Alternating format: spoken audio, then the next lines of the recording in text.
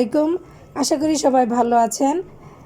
আমি আলহামদুলিল্লাহ ভালো আছি। দেখুন রান্না হয়ে গেল ভাজা চাউল ও ছোলা বুট দিয়ে বিরিয়ানি রেসিপি।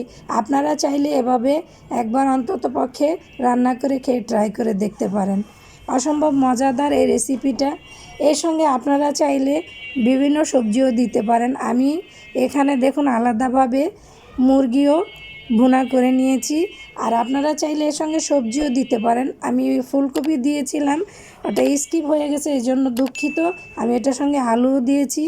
তবে আপনারা এভাবে অন্তত পক্ষে একবার রান্না করে খেয়ে ট্রাই করে দেখবেন। আশা করি আপনাদের ভালো লাগবে। ভালো লাগলে সবাই আমাকে লাইক দিবেন, কমেন্ট করবেন, সাবস্ক্রাইব করতে ভুলবেন না। আর আমি আবার আপনাদের জন্য অন্য কোনো রেসিপি নিয়ে আসবো ইনশাআল্লাহ। সেই পর্যন্ত সবাই ভালো থাকেন, সুস্থ থাকেন। আল্লাহ হাফেজ। আসসালামু আলাইকুম।